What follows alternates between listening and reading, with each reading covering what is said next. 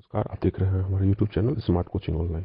आज हम बात करने वाले हैं बिहार बोर्ड मैट्रिक परीक्षा के गणित में 90 प्लस मार्क्स कैसे स्कोर किया जा सकता है इस वर्ष होने वाली परीक्षा 2023 में। तो सबसे पहले हम लोग बात करेंगे क्वेश्चन पैटर्न का। तो क्वेश्चन पैटर्न में जो सेक्शन होते हैं वो 3 सेक्शंस होते हैं। एक होता है हमारा ऑब्जेक्टिव क्वेश्चन जो 50 होता तो 100 है अभी जब से कोविड-19 आया है, लेकिन हमें जवाब देना होता है 50 क्वेश्चन का। तो 50 जो 1 मार्क्स के होते हैं, तो ये हमारा 50 मार्क्स का हो गया। दूसरा सेक्शन होता है सब्जेक्टिव जो 2 मार्क्स वाले होते हैं। ये क्वेश्चन हमें 30 मिलते हैं जिसमें से 15 का जवाब देना होता है। तो ये हो गया हमारा 30 मार्क्स। और जो सब्जेक्टिव होता है 5 मार्क्स वाले, वो 8 क्वेश्चन होते हैं जिसमें से 4 का जवाब देना होता है। तो ये हमारा हो जाता है 20 और इस प्रकार से हमारा 100 मार्क्स होता है। अब हम लोग बात करेंगे कि ये 100 में से कैसे हम लोग 90 प्लस स्कोर कर सकते हैं। चलिए, तो इसको 90 प्लस स्कोर करने के लिए हम लोगों को तीनों सेक्शन पे काम करना पड़ेगा। ऑब्जेक्टिव, सब्जेक्टिव 2 मार्क्स वाले और सब्जेक्टिव 5 मार्क्स वाले।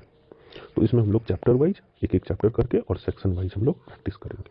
सबसे पहले हम लोग सेक्शन ऑब्जेक्टिव और चैप्टर पहला जो हमारा है रियल नंबर वास्तविक संख्या के 25 एमसीक्यू क्वेश्चन हम लोग देखने वाले हैं। सबसे पहला क्वेश्चन है हमारे पास कि 0 और 50 के बीच की विषम संख्याओं की संख्या कितनी होगी। तो 0 और 50 के बीच में 50 संख्या होते हैं, जिसमें से हम लोग जानते हैं 25 सम संख्या होंगे और 25 विषम संख्या होंगे। 25 सम और 25 विषम।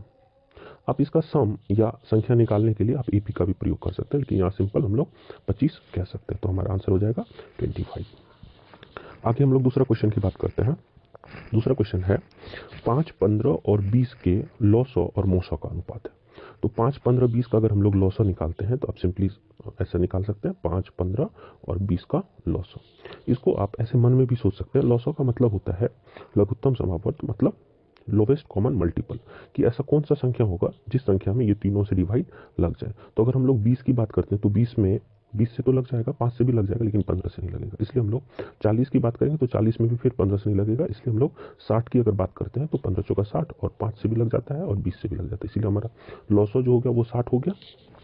और अगर हम लोग मौसो की बात करते हैं तो मौसो इसका कितना हो जाएगा, 5 दिया 15, 3, 5 में हम लोग 15 से लगाएंगे, 15 में 5 से लगाएंगे, 5 दिया 15, और फिर ये 5 में हम लोग 20 से लगाएंगे तो 5 चौका 20, मतलब जो हमारा मौसो हो गया वो कितना हो गया, 5।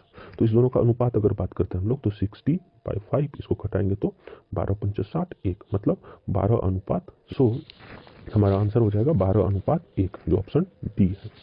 चलिए आगे तीसरे क्वेश्चन की बात करते हैं हम लोग। निम्न में से कौन अपरिमेय नहीं है। निम्न में से कौन अपरिमेय नहीं है। तो अगर हम लोग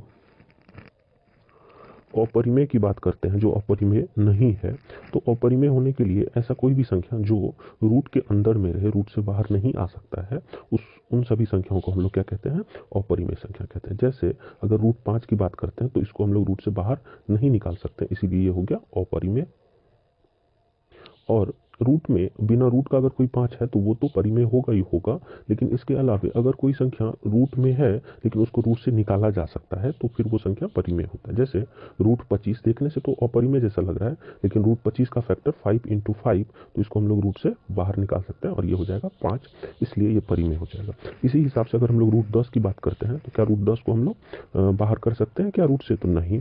रूट 24 को कर सकते हैं क्या, तो नहीं कर सकते। 35 को भी नहीं कर सकते, और 121 जो है वो 11 × 11 121 होता है, इसलिए ये हमारा परिमेय हो जाएगा, न कि अपरिमेय। इसीलिए डी जो हो जाएगा वो हमारा राइट आंसर हो जाएगा। आगे हम लोग बात करते हैं क्वेश्चन नंबर 4। दो संख्याएं ए और 18 का लॉसो 36 तथा मोसो 2 है, तो ए का मान क्या होगा। तो जैसे हम लोग जानते हैं कि लॉसो और मोसो की अगर बात करते हैं हम लोग, तो लॉसो जो होता है और मोसो जो होता है वो क्या होता है, तो लॉसो गुना एक फॉर्मूला होता है, लॉसो गुना मोसो, लॉसो गुना मोसो बराबर होता है पहली संख्या गुना दूसरी संख्या। ठीक है, तो हमारे पास जो लॉसो दिया हुआ है, लॉसो दिया हुआ है वो दिया हुआ है 2, और मोसो दिया, लॉसो 36 दिया हुआ और मोसो 2 दिया हुआ है। इसीलिए 36 × 2 बराबर पहली संख्या गुना दूसरी संख्या। पहली संख्या हमारे पास है ए और दूसरी संख्या है 18। इसीलिए ए निकालने के लिए हम लोग क्या करेंगे, 18 को इधर लेकर के आएंगे, तो 18 दूनी 36, 2 दूनी 4, इसलिए ए का मान क्या हो जाएगा, 4 हो जाएगा। तो answer is C. Next question, question number 5। यदि p तथा q दो अभाज्य संख्या है तो उनका मोसो होगा। देखिए दो अभाज्य संख्या जब भी होते हैं तो उसका मौसो हमेशा केवल और केवल एक हो सकता है। क्यों? क्योंकि अभाज्य संख्या का मतलब होता है कि जो केवल और केवल एक और खुद से डिविजिबल हो, भाग लगता हो। तो ऐसी संख्याओं में जो एक और खुद से डिवाइड होता है तो वो अभाज्य संख्या हो जाती है। और अगर हम लोग ऐसे संख्याओं का मौसो ज्ञात करेंगे तो केवल और केवल एक से ही डिवाइड लगने वाला है, इसलिए मौसो भी एक ही हो जाएगा। इसलिए option D is right. Question number 6 की बात करते हैं। सबसे छोटी अभाज्य और सबसे छोटी भाज्य संख्या का गुणनफल है। अगर सबसे छोटी अभाज्य संख्या की बात करते हैं तो वो होता है 2, और सबसे छोटी भाज्य संख्या की बात करते हैं तो वो होता है 4, और इस दोनों का गुणनफल हो जाएगा 4 गुना 2 8। So answer is C number. Next question number 7, निम्न में कौन सी संख्या अभाज्य है? कौन सी संख्या अभाज्य है? अगर हम लोग 16 की बात करते हैं तो 16 हो जाता है 4 इंटू 4, 15 5 इंटू 3, तो ये भी भाज्य है। 25 25 25 ये भी भाज्य है, और 29 जो है इसका कोई गुणनखंड नहीं होता है एक और खुद के अलावा, इसीलिए अभाज्य संख्या 29 हो जाएगा। नेक्स्ट क्वेश्चन नंबर 8 है 3.3.17 रिकरिंग। यह क्या होता है? यह एक पूर्णांक होता है, यह एक परिमेय होता है, यह एक प्राकृतिक संख्या होता है, यह एक अपरिमेय संख्या होता है। तो जो भी संख्या जिस पे रिकरिंग होता है, इसका मतलब होता है कि यह संख्या जिस भी संख्या पर रिकरिंग होता है, जैसे 27 पे रिकरिंग है, मतलब इस संख्या में 27 जो होता है वो रिपीट हो रहा होता है। जैसे 3.27 इंटू 27 27 27, इस तरह से यह रिपीट हो रहा होता है। और ऐसी संख्या जो रिपीटिंग होता है मतलब उस वो डिविजिबल नहीं होता है, इसीलिए ऐसी संख्याएं अपरिमेय संख्या कहलाती है। Option number D. आगे हम लोग बात करते हैं क्वेश्चन नंबर 9। क्वेश्चन नंबर 9 है किसी पूर्णांक m के लिए सम संख्या का रूप क्या होता है? कोई भी पूर्णांक m है, m, इसके लिए सम संख्या का रूप क्या होगा? तो सम संख्या जब जो भी कोई पूर्णांक होता है उसको हम सपोज मान लीजिए 5, ठीक है, 5 एक पूर्णांक है। अगर हम लोग 5 को 2 से मल्टीप्लाई करते हैं तो क्या हो जाता है? 5 2 जा 10, और प्लस 1 करते हैं तो हो जाता है 11, और m प्लस 2 करते हैं, कोई भी संख्या 5 है, अगर उसमें 2 ऐड करते हैं तो ये क्या हो जाता है? 7। और अगर हम लोग 2m करते हैं, कोई भी संख्या 5 है, उसको अगर हम लोग 2 से मल्टीप्लाई कर देते हैं तो वो हो जाता है 10, और 2m माइनस 1, 2 इंटू 5 माइनस 1 करते तो ये हो जाता है 9। अब आप इसमें से देख सकते हैं कौन सम संख्या होता है। ये सम संख्या नहीं हुआ, ये भी सम संख्या नहीं है, ये भी नहीं है, ये हमारा सम संख्या। मतलब कोई भी अगर आप पूर्णांक लेते हैं m, उसको अगर आप 2 से मल्टीप्लाई करते हैं तो वो हमेशा एक सम संख्या देगा। So option C is the right answer. Option C is the right answer. आगे हम लोग बात करते हैं क्वेश्चन नंबर 10। निम्न में से कौन सा अपरिमेय नहीं है? अपरिमेय नहीं मतलब कौन सा अपरिमेय नहीं है? कौन सा अपरिमेय नहीं मतलब यह परिमेय है।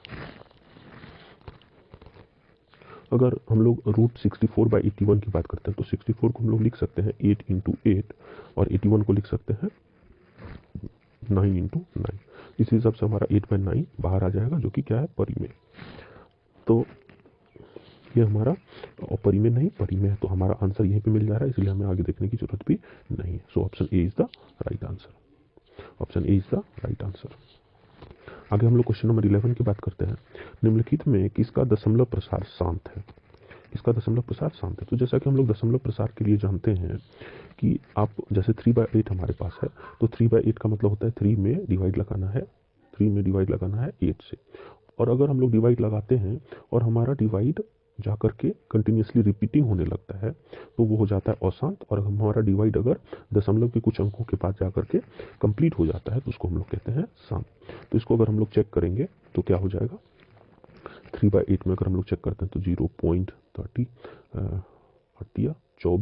34, 60, 88, 64, 8 7 56, 4 7 40, 8 8 5 40। देखिए यहीं पे जाकर के ये कंप्लीट हो जा रहा है, मतलब ये वाला 3/8 जो है वो हमारा शांत प्रसार है दशमलव का, इसलिए ये number is the right answer. आगे हम लोग बात करते हैं क्वेश्चन नंबर 12 की। 6/15 का दशमलव प्रसार है। 6/15 क्या है? शांत है, अशांत है, आवर्ती है, या इनमें से कोई नहीं? तो देखते हैं हम लोग।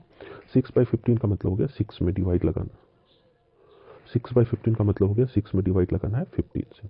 तो अगर हम लोग 6 में 15 से डिवाइड लगाते हैं तो 0.0, 15 45, 15 चौका 60। तो ये तो यहीं पे कंप्लीट हो गया, मतलब यह क्या है? शांत है। Option A. नेक्स्ट क्वेश्चन है 13। 4 माइनस रूट 3 क्या है? 4 माइनस रूट 3 क्या है? परिमेय है, अपरिमेय है, पूर्णांक है या भिन्न संख्या। 4 - √3 की बात करते हैं तो ऐसी संख्या हम लोग जानते हैं जिसमें भी रूट लगा हुआ है और रूट से हम लोग उसे हटा नहीं सकते हैं, तो ऐसी संख्या क्या होती है, अपरिमेय होती है। So option B is the right answer. क्यों? क्योंकि √3 को हम लोग रूट से हटा नहीं सकते। आगे बात करते हैं 14 नंबर, निम्नलिखित में से कौन अपरिमेय संख्या है? कौन अपरिमेय संख्या? देखिए 36/64 की अगर बात करते हैं तो इसको लिख सकते हैं हम लोग 6 × 6/8 × 8। तो इसमें से 6/8 बाहर आ जाएगा तो ये क्या हो गया, परिमेय हो गया। ये क्या है, परिमेय संख्या है। 1/81 की बात करते हैं तो इसको हम लोग लिख सकते हैं 1 × 1/81 को हम लोग क्या लिख सकते हैं, 9 × 9। तो 1/8 हमारा बाहर आ जाएगा रूट से, तो ये भी परिमेय है, ये भी परिमेय है। 3/5 की अगर हम लोग बात करते हैं तो 3 को हम लोग रूट से बाहर नहीं निकाल सकते, 9 5 को, तो ये हमारा अपरिमेय हो जाएगा। जहाँ तक डी ऑप्शन की बात है तो -9 को हम लोग लिख सकते हैं, लिखने की आवश्यकता नहीं क्योंकि ये रूट में नहीं है। -9 और 49 को लिख सकते हैं, रूट से बाहर करेंगे तो 7 हो जाएगा, तो -9/7 ये भी परिमेय है। तो हमारा ऑप्शन हो जाएगा सी। आगे बात करते हैं हम लोग 15 नंबर। 15 क्वेश्चन में कह रहा है निम्नलिखित में से कौन सी संख्या अभाज्य है? तो अभाज्य का मतलब होता है ऐसा संख्या जिसका एक और खुद के अलावा कोई और फैक्टर नहीं हो। 6 को अगर हम लोग बात करेंगे 6 का तो क्या हो जाएगा, 2 × 3 हम लोग लिख सकते हैं, तो एक और खुद के अलावा भी फैक्टर है। 9 का 3 × 3 होता है, 15 का 5 × 3 = 15 होता है, लेकिन 11 जो है उसका कोई फैक्टर नहीं, इसलिए 11 हो जाएगा हमारा अभाज्य संख्या। आगे बात करते हैं 16 नंबर, दो परिमेय संख्याओं के बीच कितनी परिमेय संख्या हो सकती है? दो परिमेय संख्याओं के बीच कितनी परिमेय संख्या हो सकती है? तो दो परिमेय संख्या, जैसे अगर हम लोग बात करते हैं दो क्या परिमेय संख्या है, और एक तीसरा ले लेते हैं 3, दूसरा ले लेते हैं 3। 2 और 3 के बीच में कितने अपरिमेय संख्याएं होंगे, तो सॉरी कितने परिमेय संख्या होंगे, तो 2 और 3 के बीच में अनंत इन्फिनिटी नंबर ऑफ परिमेय संख्या हो सकते हैं। कैसे? तो 2 को हम लोग लिख सकते हैं 2.0 और 3 को लिख सकते हैं 3.0, और इस दोनों के बीच में हम लोग लिख सकते हैं 2.1, 2.2, 2.3, इस तरह हो जाएगा डी अनंत। 17 नंबर क्वेश्चन है, 11/15 का दशमलव प्रसार होता है। 11/15 जो उसका दशमलव प्रसार क्या है, शांत है, अशांत है या दोनों है? तो दोनों तो नहीं हो सकता है, देखते हैं हम लोग 11/15 में 11 में 15 से डिवाइड, तो 0 पॉइंट देते हैं तो ये 0 हो जाता है। 15 7 जा 105, फिर आता है 5 और 50, 15 45, फिर 50, 5 0 15 45। देखिए यहाँ पे रिपीट होने लगा 3 3, इसका मतलब हो गया यह अशांत है। चलिए आगे बात करते हैं हम लोग, क्वेश्चन नेक्स्ट 18 नंबर क्वेश्चन कह रहा है कि निम्नलिखित में से कौन अपरिमेय संख्या? तो 64/36 जो है ये 8/6 हो जाएगा, तो ये हमारा परिमेय हो गया। 81 जो हो गया वो 9 × 9 81, ये भी अपरिमेय सॉरी परिमेय हो गया। और 49/9 जो है ये भी हो जाएगा 7/3, ये भी परिमेय हो गया। तो रूट 2.5 जो हो जाएगा ये हमारा अपरिमेय हो जाएगा, क्योंकि इसे हम लोग रूट से बाहर नहीं निकाल सकते। ये बात करते हैं 19 नंबर, √2 क्या है? √2 निश्चित रूप से एक अपरिमेय संख्या है, ये रूट से बाहर नहीं आ सकता। क्वेश्चन नंबर 20, 2 या 2 से अधिक अभाज्य संख्याओं का मौसो है। 2 या 2 से अधिक अभाज्य संख्याओं का मौसो हमेशा 2 अभाज्य संख्या रहे या 4 अभाज्य संख्या रहे, जितने भी अभाज्य संख्या होते हैं उसका मौसो हमेशा एक ही होगा। आगे बात करते हैं हम लोग 21 नंबर। 21 नंबर क्वेश्चन है, निम्नलिखित में से कौन परिमेय संख्या है? √3 परिमेय संख्या नहीं, अपरिमेय है। इसमें √2 अगर कैंसिल हो जाएगा तो 2 बचेगा, ये हो जाएगा हमारा परिमेय संख्या। तो option B is the right answer. आगे हम लोग बात करते हैं क्वेश्चन नंबर 22। 22 में कह रहा है दो क्रमिक सम संख्याओं का HCF होगा। कोई भी दो क्रमिक सम संख्या जो होगा उसका HCF क्या हो सकता है? जैसे दो क्रमिक हम लोग ले लेते हैं, एक सम संख्या 2 और दूसरा सम संख्या 4। 2 और 4 का अगर हम लोग HCF निकालेंगे तो क्या हो जाएगा, 2 दूनी 4, तो हमारा HCF जो हो जाएगा वो ये 2 हो जाएगा। अगर इसी तरह से कोई और को भी चेक करना होगा तो भी करेंगे तो फिर भी हमारे पास 2 ही आने वाला है, तो HCF क्या हो जाएगा, 2। नेक्स्ट क्वेश्चन है, किसी धनात्मक पूर्णांक a तथा b के लिए a b का मौसो गुना a × b का लॉसो निम्न में से किसके बराबर होगा? मौसो और लॉसो जो गुना बराबर होगा वो इस दोनों संख्या के गुना के बराबर होता है। LCM गुना HCF बराबर फर्स्ट संख्या × सेकेंड संख्या। इसीलिए यहाँ पे क्या हो जाएगा, a × b के बराबर हो जाएगा। So option C is the right answer. आगे बात करते हैं पाई क्या है। पाई क्या है, तो पाई एक परिमेय संख्या है, अपरिमेय संख्या, पूर्ण संख्या, इनमें से कोई। पाई जो है वो अपने आप में एक अपरिमेय संख्या होता है, लेकिन जो पाई का वैल्यू होता है 22/7 वो एक परिमेय होता है, लेकिन पाई जो होता है वो अपरिमेय होता है। ऐसा इसलिए होता है क्योंकि पाई जो है, पाई का मान तो हम लोग 22/7 या 3.14 तो लेते हैं, लेकिन ये वास्तविक वैल्यू नहीं होता है, यह हम लोग मान करके ऐसा चलते हैं। एक्चुअल वैल्यू 22/7 पाई का नहीं होता है। पाई एक नॉन टर्मिनेटिंग होता है और शांत होता है, इसलिए यह एक अपरिमेय संख्या होता है। ठीक है, तो सारे क्वेश्चन देखने के लिए आप सभी का धन्यवाद। आगे हम लोग अगले टॉपिक को लेकर के चलेंगे, तो आप लोग जुड़े रहिए हमारे smart coaching online YouTube channel से। Thank you.